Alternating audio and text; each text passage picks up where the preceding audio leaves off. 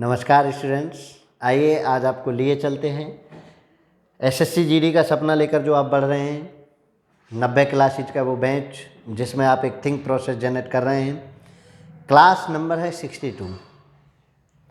3 हिस्सों में से 2 हिस्से का सफ़र हम लगभग तय कर चुके हैं। 90 क्लास में से 60 क्लास, 30-30 का एक बकेट अगर बना दिया जाए तो हम लगभग 2 पार्टों को पार करके तीसरे पार्ट में जा चुके हैं।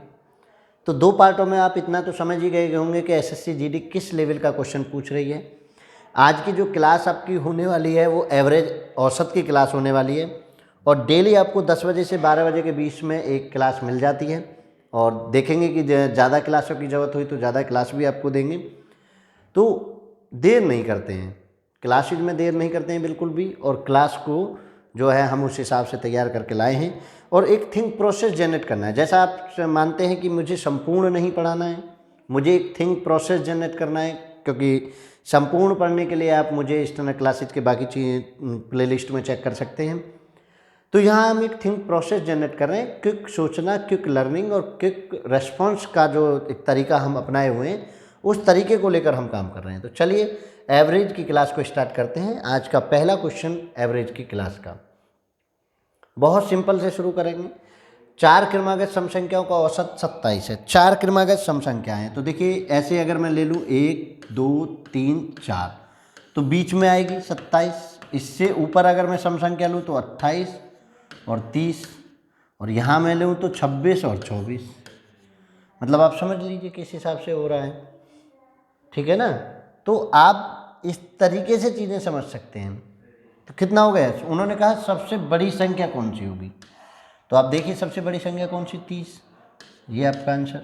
मतलब आपने ये थिंक प्रोसेस जनरेट किया कि भाई मैं 4 क्रमागत संख्याओं की अगर मैं बात कर रहा हूँ तो मैं उन संख्याओं में कैसे कैसे क्या करके मैं उन संख्याओं को कर पा रहा हूँ, ठीक है ना।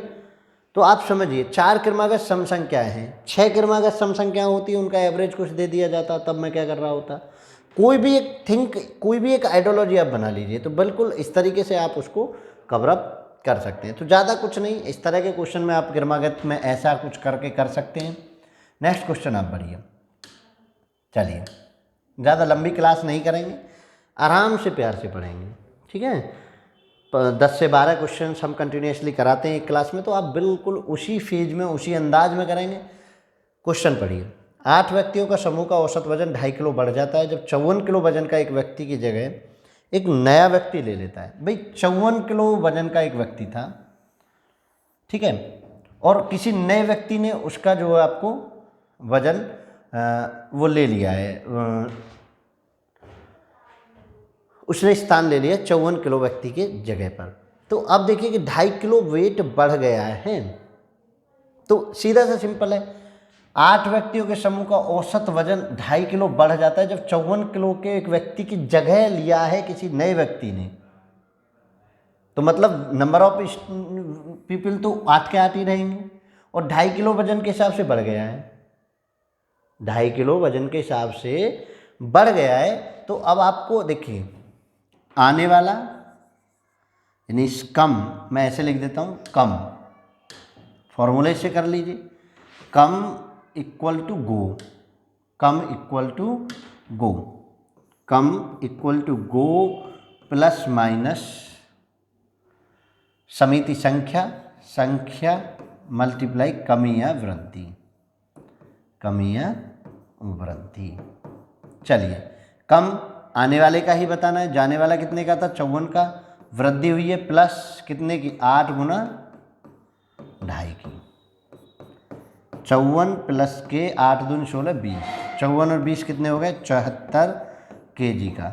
आने वाला जो पर्सन है वो 74 kg का है, 74 kg का। ये फॉर्मूला अगर आपने पढ़ लिया, आसान काम है, आसान काम है ना। देखो कम मतलब आने वाला व्यक्ति, गो मतलब जाने वाला व्यक्ति, प्लस माइनस कमी और वृद्धि गुना संख्या, समिति की जो संख्या हो, ग्रुप का जो संख्या हो, उसको हम मल्टीप्लाई कर देते हैं। बताइए जरा क्या कोई दिक्कत हुई? 8 में 2.5 की गुना नहीं हो रही, 8 दूनी 16, 2.5 को आधा। जब 0.5 लगा हो ना उसको आधा ही करके तोड़ेंगे।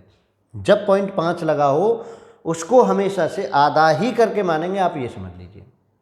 जैसे मान लीजिए चलिए 3.5 है तो बेटा इसकी जो गुना करेंगे ना किसी में भी 8 में ही कर लीजिए, 8 या 24 तो ये हो गया, और आधा करके 4 इसके, 24 4 28, ऐसे करके आप गुना करना सीखिए। यानी मल्टीप्लिकेशन के लिए भी आपको स्पेस होना चाहिए। चलो नेक्स्ट क्वेश्चन। 31 मैचों में धोनी भाई साहब याद आ रहे हैं। वैसे धोनी का एवरेज ज़्यादा था पर चलो कोई नहीं, क्वेश्चन लिख दिया उन्होंने तो कम पे ही मान लेते। 31 मैचों में धोनी का औसत 31 रन है। T20 का मैच होगा ना, 31 का एवरेज T20 में बहुत माना जाता है। अपने औसत में 2 रनों की वृद्धि करने के लिए उसे अगले मैच में कितने रन बनाने होंगे। अगर इस तरह का क्वेश्चन आ जाए तो देखिए कितने वृद्धि करनी है, कितने की वृद्धि करनी है, 2 की। कितने की वृद्धि करनी है, 2 की। और जो एवरेज है वो कितना चाहिए, 2 रनों की वृद्धि के बाद एवरेज कितना हो जाएगा, 33 का एवरेज उसको आना चाहिए। यानी वो 33 तो खुद का करे और 2 के हिसाब से उन 31 रनों को भी लिफ्ट करे, तभी तो 33 एवरेज होगा नेक्स्ट पारी में। सीधा सा समझ आ रहा है कैसे करना है मुझे भाई। 31 को 2 की मल्टीप्लाई करके जितने रनों की आवश्यकता है वो तो 31 को लिफ्ट अप करने के लिए है, और 33 मुझे ये करना है। यानी वही बात है जो मैं आपको बता रहा हूँ, कम प्लस गो वाला जो है आप उस हिसाब से कर लेते।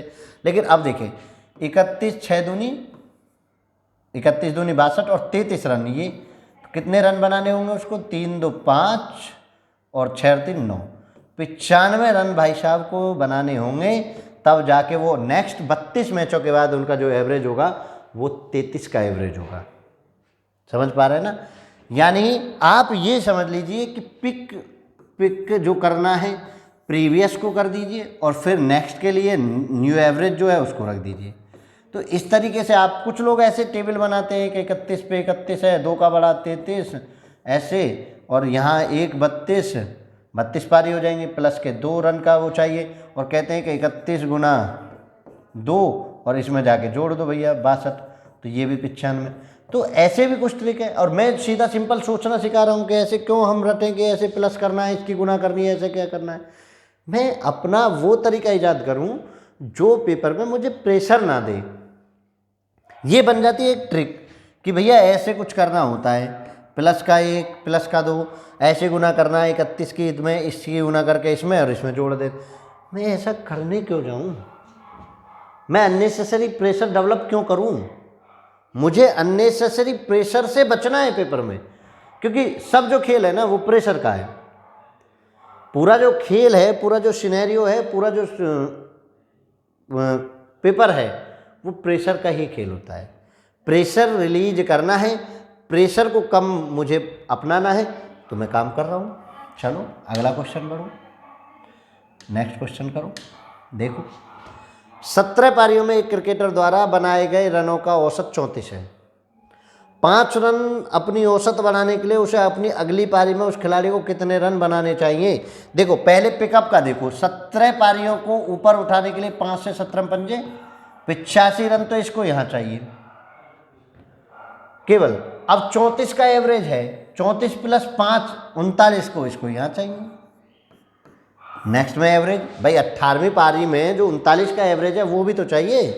मैं ऐसे सोचूं ना, 17 पारियों के एवरेज को 34 से 39 करने के लिए 5 रन पर एवरेज के हिसाब से 85 रन तो उसको यहाँ चाहिए, और जो 18वीं पारी है, अगली पारी जो 18वीं पारी है, उस 18वीं पारी के एवरेज को भी तो 39 होना है, तभी तो 5 रन बढ़ेगा। तो उसको भी मैंने प्लस कर दिया, जोड़ो 9 और 5 14 का 4 हासिल 1 8 3 11 और 1 12 124 रन। देखो आंसर 124 रन। ऐसे खिलाड़ी को अगली पारी में 124 रन बनाने होंगे, तब जाकर वो जो है अपना एवरेज कितना बढ़ा पा रहा होगा, 5 रन बढ़ा रहा होगा। 34 का जो एवरेज उसका चल रहा है वो उसको कितने पर ले जाएगा, 39 के एवरेज पर ले जाएगा। तो समझ लीजिए, बिल्कुल ईमानदारी से समझिए, बेस समझिए, डर निकालिए मैथ का। जिस दिन आपने मैथ का डर आपने बाहर कर दिया, जिस दिन मैथ का डर आपने निकाल दिया, उस दिन आपको बड़ा होने से, बड़ा बेहतर बनने से, एग्ज़ाम क्रॉस करने से कोई नहीं रोक सकता। एक्चुअल में हम जो लोग हैं ना, हम डर को नहीं जीत पाते। हम अपने माइंड से डर को नहीं जीत पाते, डर को जीतना है। देखो जरा कितना आसान हो रहा है, ठीक है ना। और भैया लोगों का काम है कहना, वो कहते रहेंगे। लोगों से सलाह लेने जिनसे आप जा रहे हो, कि उनसे देखिए कि वो सलाह लायक है भी या नहीं, उन्होंने कभी कोई टेस्ट दिया है या नहीं। वो कहते हैं अरे नहीं नहीं, आपसे ये नहीं निकलेगा, एसएससी जीडी तो ऐसा है, एसएससी जीडी तो ये है। भाई उन्होंने दिया हो तब तो पता हो, और दिया होगा तो बाबा आदम के ज़माने में दिया होगा, जब से अब तक कंपटीशन जब में ज़मीन आसमान का अंतर आ चुका है। आज एस्पायरेंट्स बढ़े हैं, नंबर ऑफ स्टूडेंट्स बढ़े हैं, तो कंपटीशन बढ़ा है। जब कंपटीशन बढ़ा है तो फिर तो कंपटीशन के हिसाब से बात करेंगे। चलिए नेक्स्ट क्वेश्चन पे बढ़ो। पुरुषों और महिलाओं की बात करेंगे। ओ पुरुषों लिख रखा है, कोई बात नहीं। पुरुषों और महिलाओं की एक संयुक्त समूह की औसत उम्र 25 वर्ष है। 25 वर्ष है कंबाइन। चलिए, अगर पुरुषों के समूह की औसत उम्र 26, पुरुष 26 और महिलाओं के समूह की औसत उम्र 21 है, 21, तो संयुक्त समूह में पुरुषों का प्रतिशत ज्ञात कीजिए। संयुक्त समूह, जो संयुक्त समूह है, ये जो भी है, पुरुषों का औसत ज्ञात कीजिए, संयुक्त समूह में करना है। चलिए, 25 में से 21 घटे 4 और 25 में से 26, 26 में से 25 घटे 1। पुरुषों का एवरेज बताना है आपको। पुरुष कितने हो गए, ये तो मेल वाला ही कॉलम है ना, ये मेल वाला, ये फीमेल वाला। भैया तो 4 पुरुष हैं, कितने में से टोटल, संयुक्त का कह रहे हैं ना, संयुक्त कर दीजिए। 4 और 1 5 गुना परसेंटेज बनाने के लिए 100, 5 से कितनी बार, 20 बार। बताओ कितना सिंपल हो रहा है। और 20 चौका 80, 80% पुरुष हैं कंबाइन उस पूरे सिनेरियो में। कितने पुरुष हैं, 80% पुरुष हैं उस पूरे सिनेरियो में। 80% पुरुष उस चीज़ को अडॉप्ट करे हुए हैं। 80% पुरुष हैं इस कंडीशन को फिलफिल करने वाले। देख लीजिए, 26 से 25, 21 से आराम से 80%। बिल्कुल, आप जब अपने आप को बांध के तैयारी करेंगे तो ऐसा हो ही नहीं सकता कि आप क्वेश्चन को ना कर पाएँ, ऐसा हो ही नहीं सकता। और मैं हमेशा से कहता हूँ, मैथ को एक बार अगर पीक पॉइंट से पढ़ लिया, एक बार अगर आपने बेस को क्लियर करके पढ़ लिया, एक बार क्वेश्चन की इमेज बननी आपके माइंड में शुरू हो गई, तो आपको कोई नहीं रोक सकता मैथ को अच्छा करने से। मैथ उनसे नहीं होता है जो रट के ट्रिक लगाते हैं। ऐसा क्वेश्चन आएगा तो इसमें ये ट्रिक लगती है, भैया इसमें ये ट्रिक लग रही है, भैया इसमें ये ट्रिक लग रही है। वो कोई सी भी ट्रिक पेपर में लगती ही नहीं है। बेस सीख लीजिए, थोड़ा सा ट्रिक खुद बनाइए, उसको शॉर्ट करिए ना, 1 सेकंड का क्वेश्चन खुद बनाइए ना। तब जब आप उसको खुद प्रैक्टिस करके ईजाद करते हैं ना, मेहनत करके आप डेवलप करिए उस साम्राज्य को, तो उस साम्राज्य का राज करने में मजा आएगा। देखिए, 5 लगातार विषम संख्याओं का औसत 35 है। 5 लगातार विषम संख्याओं का औसत 35 है। सबसे बड़ी संख्या तो लगातार 5 है, 1 2 3 4 5, 5 है तो भैया ये 5वीं 35 ही होगी। बढ़ा दो 2 2, विषम संख्या 35 और 2 37 और 2 39, 2 2 का अंतर 33 और 31, कितना हो गया, बड़ी संख्या पूछ रहे हैं, कितनी होगी, 39। बताइए जरा क्या हुआ, कुछ ठीक है ना। भाई साहब, आप करना तो स्टार्ट करिए। आप अगर उसको बेहतर करेंगे तो कोई दिक्कत होने वाली नहीं है। देखो कितना आसान है, जो है मैंने 5 ऐसे डॉट खींच ली आराम से। ज़्यादा बड़ी का बताएंगे, आप कहेंगे कि जी छोटे छोटे का तो आप ऐसे कर देते हो, बड़ी को कैसे करेंगे। देखिए जरा बड़ी का देख लीजिए। प्रथम 110 प्राकृतिक संख्याओं का औसत याद कीजिए। कितनी, प्रथम 110। अब प्रथम 110 प्राकृतिक संख्याओं का औसत याद करना है, तो प्रथम 110 फॉर्मूला बहुत सिंपल। प्रथम n प्राकृत संख्याओं का औसत इक्वल टू n+1/2। n+1/2। अब बताइए किससे नहीं होगा ये क्वेश्चन। n+1/2 किससे नहीं होगा? आपसे नहीं होगा क्या? आपसे नहीं होगा क्या? होगा। देखो कितना आसान, 110 + 1 डिवाइडेड बाई 2 कितना? 111/2। 111/2 कर दीजिए डिवाइड। 5 एकम 5, 5 एकम 5, 5, 55.5, 55.5। अब बताइए, किसी को कोई दिक्कत हो रही हो तो भाई मुझे बता दीजिए कि ये सब दिक्कत हो रही है।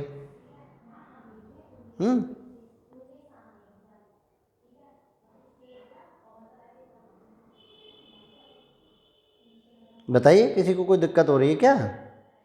चलिए, बहुत आसान, n+1/2 को आप याद रखेंगे। नेक्स्ट क्वेश्चन, 70 से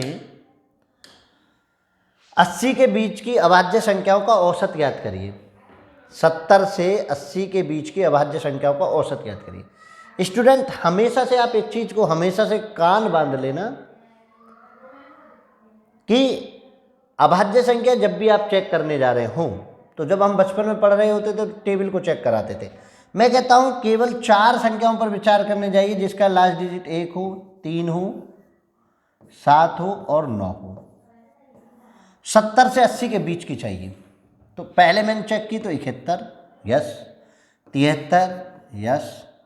77, नहीं। 79, यस। अभाज्य संख्या को औसत चाहिए भाई, 73 को ले लीजिए। 73 को मैंने एवरेज मान लिया, एवरेज तरीके से निकाल लीजिए। तो 73 में से ये माइनस के 2 और यहाँ कितने, 73 में से प्लस के 6, बचे कितना, 4 प्लस के, बटे कितनी, 3। इतना जोड़ दीजिए 73 में, आंसर आने वाला है। चलो कितना, 1.3। 73 में आपने 1.3 को प्लस किया तो ये बन गया 74.3 आंसर। मैं जोड़कर भाग लगाने नहीं जाऊंगा भाई, जोड़कर भाग लगाने जाएंगे आप, मैं नहीं जाने वाला जोड़कर भाग लगाने, क्योंकि मुझे भाग आता नहीं है, कैलकुलेशन मेरी वीक। भाई कितने भी लंबी लिस्ट दे रखी हो ना, उसमें एवरेज मान लीजिए, और जो प्लस माइनस है कम वाले को माइनस, ज़्यादा वाले को प्लस करके लिखते चले जाइए, जो लास्ट में प्लस माइनस आ जाए उसको भाग लगा दीजिए। मैं इनको क्यों जोड़ने जाऊँ इतना, बताइए ज़रा। ये मेथड ही सिखाने के लिए तो मैंने ये क्वेश्चन लिखा है, वरना इतना सिंपल तुम कर नहीं सकते थे क्या? मैंने बताया कि नहीं एवरेज मानना है आपको। देखिए, अगर मान के चलिए इस क्वेश्चन को मैं और एक्सटेंड कर देता हूँ, ऐसे कर दूँ, मैं 70 से 90 के बीच ले लेता हूँ। 70 से 90 के बीच की अभाज्य संख्या ले रहा हूँ। 70 से 90 के बीच की आपको बतानी है, तो देखिए जरा कैसे करेंगे। 71 है आपके पास, 73 है आपके पास, 79 है, 81 कटती है, 83 है, 87 कटती है, 89 है। ठीक है, मैं इसमें बीच का ले लूँ 79। 79 मैंने एवरेज ले लिया। अब देखिए यहाँ देखिए कितना बचा, -8। यहाँ कितना बचा, -6। यहाँ कितना बचा, 0। यहाँ कितना बचा, 4 प्लस के, और यहाँ कितना बचा, 10। 10 4 14 और 8 6 14, खत्म। कितना आ गया, 79। आप मुझे ये सोच के बताइए, आप जोड़ रहे होते वो ज़्यादा जल्दी हो रहा होता या मैंने ऐसे किया ये ज़्यादा जल्दी हो रहा है? और प्रेशर भी नहीं है मुझे जोड़ते समय 9 और 3 12, 12 12 और 9 12 9 23 लिखने का डर भी नहीं है। ऐसे ही तो होता है गलत, 12 9 23 लिख देते हो आप। ये चीज़ें जब आप रियलाइज करेंगे तो बहुत आसान होगी, लेकिन किससे आएगी ये सब चीज़ें? प्रैक्टिस से आएगी। प्रैक्टिस आपको करनी नहीं, आपको बना बनाया क्वेश्चन मिलना चाहिए। बना बनाया क्वेश्चन तो भैया बना बनाया ही होता है। जो आज आप इसको देख रहे हैं, समझ रहे हैं, पढ़ रहे हैं, दूसरा भी पढ़ रहा होगा। बस कैसे करते हैं, मैंने कहा ना, रेस्पॉन्स कितना जल्दी आता है आपका वो मायने रखता है। कर तो सभी लेते हैं, तो रेस्पॉन्स पर काम करना है हमको किस पर काम करना है, रेस्पॉन्स पर काम करना है। चलिए नेक्स्ट क्वेश्चन पे बढ़ जाए। अब तो समझ आ गया ना कैसे करना है, या अभी भी नहीं आया? चलो अगला बताओ। देखिए 11 23 और x का एवरेज है 40। ठीक है, अब देखिए जरा कैसे करेंगे। इसको मैंने 40 तो इसको मान लिया कि 40 तो इसको होना चाहिए। जितना जितना कम है उसको भी तो यही पूर्ति करेगा x 40 बनाने के लिए। इस एवरेज को पूरे को 40 करने के लिए पूर्ति करने वाला व्यक्ति कौन है, पूर्ति करने वाला टर्म कौन है, पूर्ति करने वाला तथ्य क्या है, वो x है। देखो इसको कितने की जरूरत है, 17 की, 40 बना दिया। इसको कितने की जरूरत है, 29 की। अब सबको प्लस कर दीजिए, यही तो है आंसर, x की वैल्यू। x को एवरेज मैंने मान लिया कि तुम तो 40 हो, 40 से 40 हो गया। इसको भी 17 देने और इसको भी 29 देने, ये सब किसकी जिम्मेदारी है, इसकी। 7 6 9 और 6, 9 और 7 16 का 6 हासिल 1 और 1 और 1 2 और 2 4 और 4 8, 86 आंसर। आप एवरेज को साइलेंट किलर मानिए, it's a silent killer of any exam. ये पूछा जरूर जाता है, करते भी सब घिसपिट के, गलत भी सबका होता है मोस्टली गलत हो जाता है अगर आप इसको नहीं सही से पढ़े तो। हाँ, इसको इज्जत दी, तवज्जो दी, थोड़ा सा अटेंशन दिया तो ये आपको बहुत बेहतर भी कर देता है। तो आप समझिए इन चीज़ों को, बताइए जरा इसमें ऐसा क्या था। बस मुझे जो एवरेज की परिपाटी है, जो मेरा थिंक प्रोसेस है एवरेज को करने का, वो मेरा बदल गया, और वो मेरा बदल गया तो बहुत बेहतर होने लगा। चलिए नेक्स्ट क्वेश्चन बताओ। 12 से 40 तक की सभी सम संख्याओं का औसत क्या होगा। 12 से 40 तक की सभी संख्याओं, एक ऐसा व्यक्ति होता है कि जो कहता है नहीं नहीं हम तो इसको 12 से 40 तक की संख्याओं को लिखेंगे, जोड़ेंगे, हम तो बिल्कुल उस हिसाब से करेंगे, भैया कर लो। लेकिन क्वेश्चन ऐसे नहीं होते जैसे आप सोच रहे हैं। क्वेश्चन के तरीके से होंगे। क्विक रेस्पॉन्स अगर आपने नहीं दिया तो कोई आपसे बेहतर करके उस जॉब को, उस पोस्ट को पा लेगा। क्या करना है, 12 और 40, कोई नहीं, सम संख्या है, 12 प्लस 40 डिवाइडेड बाई 2 कितना हो गया, 52 डिवाइडेड बाई 2 कितना हो गया, 26 आंसर। कुछ नहीं करना है, लास्ट प्लस फर्स्ट सम संख्याओं में divided by 2, average of even, average of even, average of even number. समझिए, बताओ कोई दिक्कत हो। Last plus first divided by 2, 26, देखते ही आंसर। ना मुझे कुछ करना, ना मुझे कुछ होना, ऐसे बैठे रिलैक्स पेन चलाना। अच्छा, 40 और 12 52 का आधा 26 आंसर। बताइए इन क्वेश्चंस को कैसे नहीं होना, क्या ऐसा है इस क्वेश्चन में, कोई भी क्वेश्चन बताइए इसमें क्या है, क्या है ऐसा। अगर आप इन क्वेश्चंस को आराम से समझे तो कोई दिक्कत ही नहीं होनी भाई। लेकिन प्रॉब्लम क्या है, एक्चुअल में प्रॉब्लम ये है कि हम उसको उस हिसाब से नहीं समझते जिस हिसाब से हम समझाना चाहते हैं। चलिए नेक्स्ट क्वेश्चन आपका ये रहा, अब बताइए इसको जरा।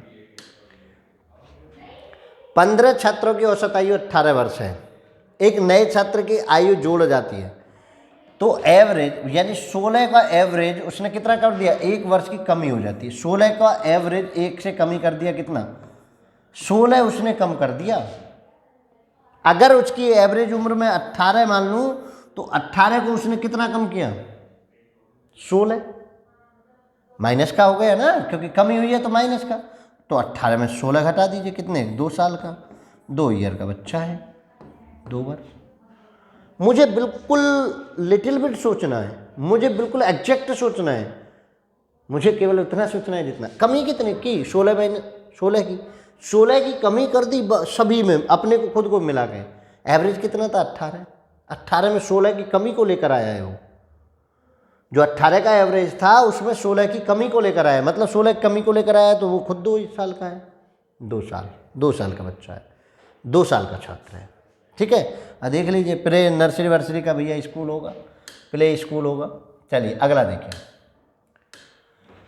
24 के सभी गुणनखंडों का औसत क्या होगा, बताइए। 24 के सभी गुणनखंडों का औसत क्या होगा। 24 के सभी गुणनखंड बताने, तो पहले तो 24 के गुणनखंड बताइए। 24 जिस चीज से करता हो, देखो 1 2 3 4 6, उल्टा आप ऐसे चलते जाइए, 8 12 और 24 के सभी गुणनखंड हो गए ये। अब आपको चाहिए इनका एवरेज। क्लियर, मैं एवरेज मान लेता हूँ, पर जोड़ लीजिए, कोई दिक्कत नहीं है, ऐसे छोटा है तो जोड़ लेते हैं। 24 और 1 25, जोड़ूँ, 2 और 1 3, 3 और 3 6 और 4 10 और 6 16, 16 और 8 24, 24 और 12 36, 36 और 24, 36 और 24 जोड़ लीजिए भैया। 36 और 24 मुझे कम आता है जोड़ना, 3 2 5 और 1 6। अब कितने हैं, 1 2 3 4 5 6 7 8, 8 से डिवाइड कर दीजिए, 8 7 56, 7.5। एक मेथड तो आपका ये है, जोड़ने की बजाय आप 8 को या 7 6 को कुछ भी मान लेते, ठीक है। बराबर बराबर नहीं छोड़ सकते क्योंकि बराबर बराबर इनमें बराबर डिफरेंस नहीं है, तो 7.5 हो गया आंसर। एक तो तरीका ये। दूसरा आप ऐसे भी कर सकते थे, मैं यहाँ कर देता हूँ, 1 2 3 4 6 8 12 और 24। मैंने 8 को मान लिया सपोज दैट एवरेज। देखिए माइनस के 2, माइनस के 4, माइनस के 5, माइनस के 6, माइनस के 7। इधर 8 को माना तो प्लस के 4 और 16, 16 और 4 20 तो इधर हो गया, 4 2 6 और 6 और 5 12, 12 और 6 18 और 7 25। कितना हो गया? माइनस के 5, क्योंकि 20 इधर है 5 इधर, डिवाइडेड बाई 8 कर दो। कितना घटाने के लिए देखिए जरा, 5 ही तो बचेगा ना। 4 2 6 और 5 11 और 6 17 और 7 24, 4 बचेगा भैया, 4 और ये 1/2, माइनस के 1/2 मतलब 0.5। अब इस 0.5 को 8 में से घटा दीजिए, क्योंकि माइनस के 0.5 बचा है तो घट जाएगा, तो कितना आ जाएगा? 7.5।